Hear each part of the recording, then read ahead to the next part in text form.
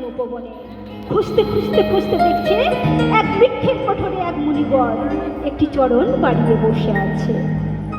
রাজামশাই কি করেছে, সোনার পাত্রে জল নিয়ে সেই মুনির চরণ যেই না ধৌত করতে যাবে, দেখছে সেই মুনির চরণে কুষ্ঠরোগ, না না না না, পূর্ণ কুষ্ঠরোগ এই চরণে অমৃত জল আমি কিছুতেই পান করতে পারবো না, আমি কিছুতেই পান করতে পারবো না। করজোরে রাজামশাই বলছে, হে মুনিবর, আমি এসেছিলাম আপনার চরণ ধৌত করে চরণামৃত জল পান করবো বলে, কিন্তু আপনি যে চরণটি বাড়িয়ে বসে আছেন, আপনার ওই চরণে কুষ্ঠরোগ, আপনি কৃপা করে যদি আপনার দ্বিতীয় চরণটি বাড়িয়ে দেন তাহলে আমি বড়ই কৃতার্থ হই। এই কথা শুনে সেই মুনিবর কি করেছে, তার প্রথম চরণটি সরিয়ে দ্বিতীয় চরণটি বাড়িয়ে দিয়েছে। যেই না দ্বিতীয় চরণটি বাড়িয়ে দিয়েছেন, দেখা গেল দ্বিতীয় চরণে গলিত কুষ্ঠরোগ, পচা মাংসপিণ্ড খসে খসে পড়ছে, পোকা বিলবিল করছে। কি করা যায়?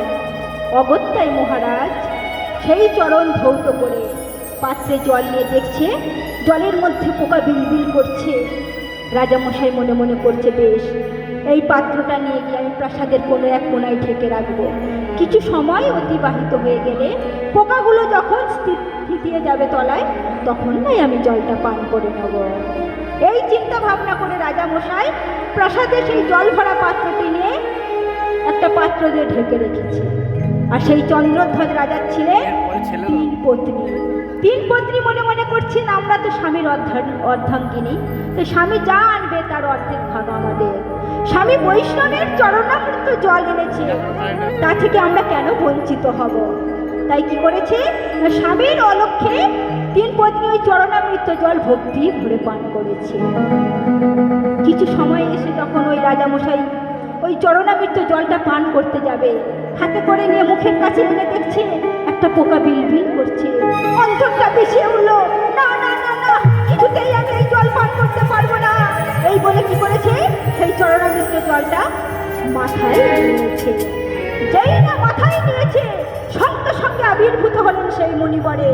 মুনিবর চিৎকার করে বলে উঠলেন, হে রাজামশাই, তুমি আমার চরণামৃত জল, তুমি মুনির চরণামৃত জল, বৈষ্ণবের চরণামৃত জলকে তুমি অবজ্ঞা করেছো, তুমি বিষ সমতুল্য মনে করেছো, তাই তোমাকে আমি অভিশাপ দিলাম, আগত যুগে তুমি ওই সর্বগুণীকে জন্মগ্রহণ করবে।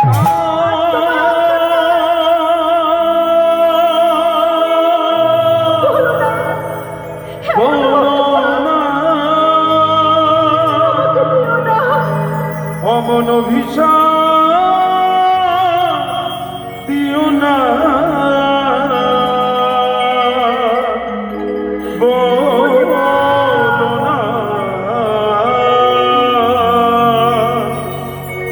বলো না, বলো না। এমন অভিশাপ আমাকে দেবেন না, ফিরিয়ে নিন আপনার অভিশাপ।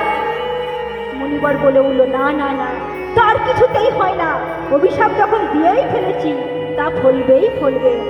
শোনো রাজামশাই, তুমি এই ঘোর পাপের পাশাপাশি তুমি একটা পুণ্যও করেছো।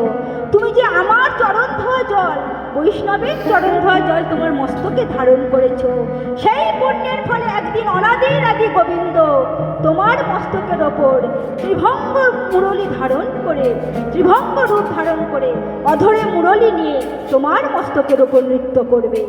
আর তোমার মস্তকের ওপর যখন নৃত্য করবে, তোমার প্রাণ তখন অষ্টাগত হবে। আর তোমার যেই তিন পত্নী আমার চরণ ধোয়া জলকে সম্মান জানিয়েছে, তাদের পুণ্যের ফলে তোমার প্রাণ রক্ষা পাবে। নিতাই গৌর প্রেমানন্দ হরি বল।